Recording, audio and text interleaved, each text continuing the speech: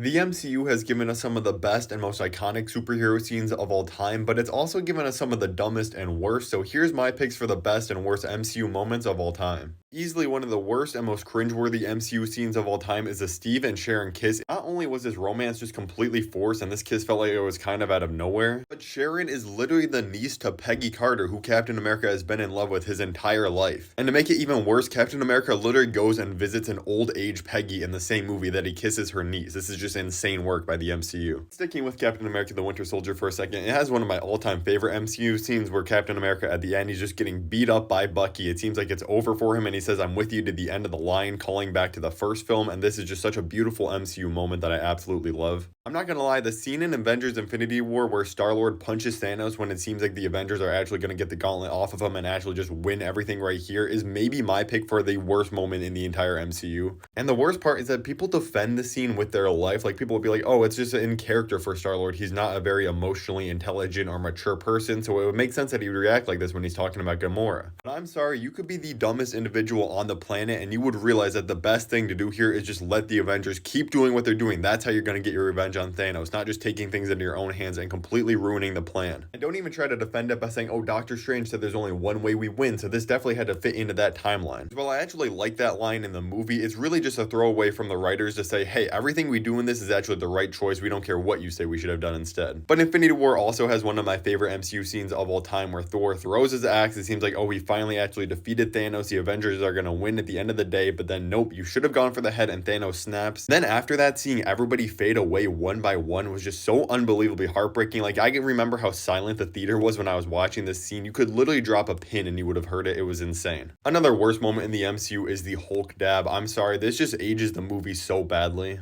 And in a similar fashion, the "what are those" joke in Black Panther, it was already dated by the time the movie came out, and this was just so unbelievably cringe. An incredible MCU moment was No Way Home, the scene where Ned's trying to open up the portal to bring his Peter back, and instead Andrew comes through and then eventually Toby. Like this, after months and months of speculations and different leaks about if Toby and Andrew were actually going to show up in this movie, and seeing, oh my god, it actually paid off and they truly were, was one of the all-time best MCU moments easily. And speaking of No Way Home, the scene between Toby and Doc Ock where he says, "You're all grown up, how are you?" and he says, "Trying to do better," as a callback to Spider-Man 2 just hits so hard for me because Spider-Man 2 is one of my all-time favorite films ever created.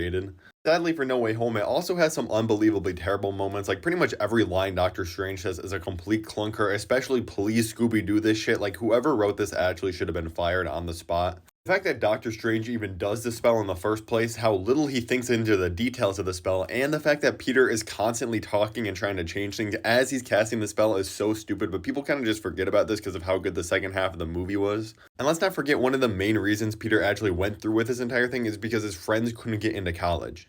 And No Way Home also has the extremely weird moment where they're all laughing at Doc Ock and the other villains' weird names and how on the nose they are, like Otto Octavius. It's like, if he was the only superhero in this universe, it would have made sense. But no, you're literally Spider-Man, and you talk to a Doctor Strange earlier in this movie. But no, these names are where we draw the line. It made no sense. While I'm talking about Spider-Man, though, let's get back to some of the best moments, because his introduction in Civil War was absolutely jaw-dropping. I wish this wasn't a trailer moment, because seeing this in theaters for the first time would have been absolutely mind-blowing. And speaking of Captain America Civil War, I think the airport battle is seriously one of the greatest moments in the MCU. Like, it's pretty much the Avengers versus each other. And there's just so many cool moments in this, like everything with Wanda using her super overpowered magic and just destroying things, having Ant-Man turn into Giant Man and just stomping around, Spider-Man swinging around and fighting Bucky and Sam on his own. It's just so many cool moments in this, and we need more fight scenes like that in the MCU. You will never be able to convince me that the scene that reveals how Nick Fury actually lost his eye is not one of the dumbest things they ever did. Like, this was being built up to be such a cool backstory, or maybe just a cool mystery that we never actually found out the true reason why he lost it. But no, instead we decide, instead of having some cool moment to develop the character further and give a lot of cool depth to him, we're gonna make it an actual joke where a cat scratched out his eye. And again, this is another one people will defend, and I'm sure people are already typing in the comments, actually it's a flarkin, not a cat. I don't care, it doesn't make it better.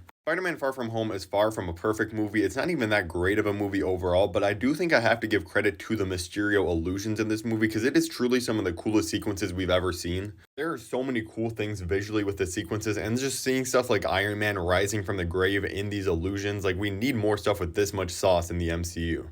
Something I'm still not over is how at the end of Doctor Strange, the first one in 2016, the post-credit scene teased that, hey, Mordo's gonna be the villain of the next one and he wants to wipe out all the sorcerers. Cool, we got a great new villain with a great motivation. But then no, we completely forgot about that, threw it in the garbage, and now we only got to see an alternate universe version of Mordo in Multiverse of Madness. I really wish we got to see him be the true main villain of the movie. And Multiverse of Madness also has the iconically bad moment of Reed Richards, the smartest man alive, straight up telling Wanda exactly what their plan is to beat her and how she can stop Black Bolt. Like, this is just such a stupid moment. Another scene from Captain America, the Winter Soldier, that is incredible is the elevator fight scene, because like just the entire tension in the ride of the elevator when he's realizing, hey, I'm gonna have to fight these guys, and just the actual choreography and shots of the fight itself is just so cool. And again, I really want more fight choreography like this in the MCU.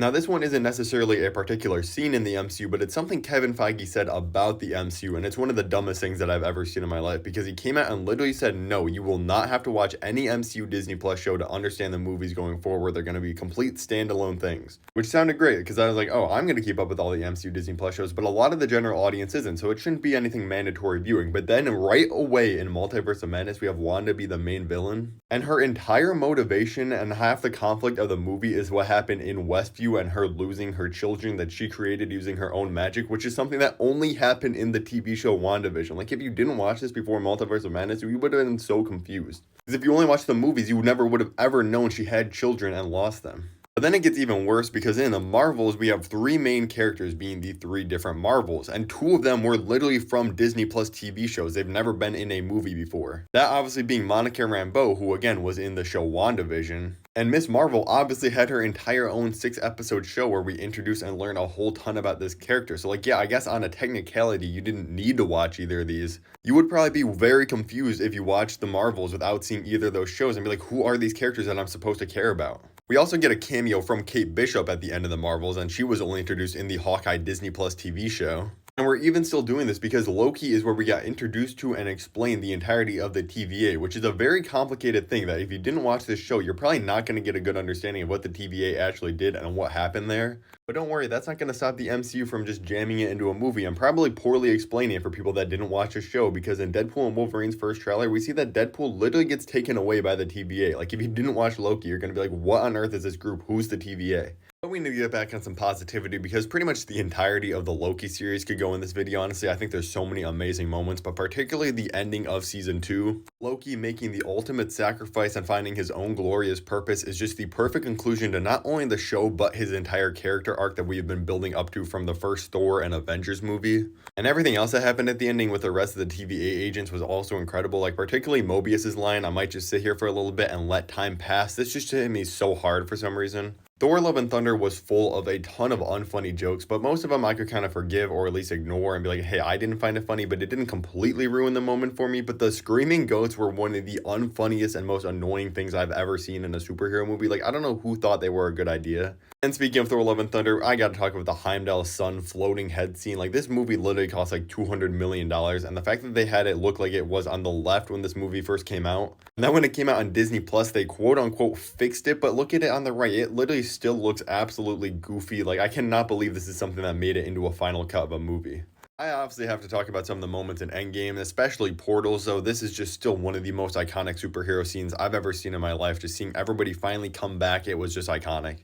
Speaking of iconic, Cap finally proving that he was worthy all along and wielding Mjolnir was just such a great scene. Don't think I was going to get through this video without absolutely roasting like 30 different parts of Secret Invasion. I have so much beef with this entire TV show. First of all, the premise was way too big and the comic storyline is such a big thing. This should have been saved for an Avengers movie. But no, we make it a TV show, which fine. But the throwaway line that they have to explain why he doesn't call any of the Avengers is so dumb, because he literally just says, this is personal to me. That's why I'm not calling the Avengers. Like, okay, you're willing to risk the entire Earth because it's personal to you. Then we have the fact that this is supposed to be their political thriller, more serious and just super intense show, and it ends with Gaia turning into a super goblin pretty much that has every superpower in the world, fighting another super Skrull, and it is just so unbelievably goofy. And like I said, this is supposed to be their super serious show, and it still ends in this just CGI gleep fest. I think the most disrespectful thing in this entire show is that Maria Hill, who has been in the MCU since pretty much the very beginning and is a great and loved character, they brought in to finally have more time to shine and get time to focus on this character, and they kill her off right away for shock value. Make sure to hit that like button and comment your favorite and least favorite MCU scene of all time, and hit that subscribe button for more videos just like this. Thanks for watching.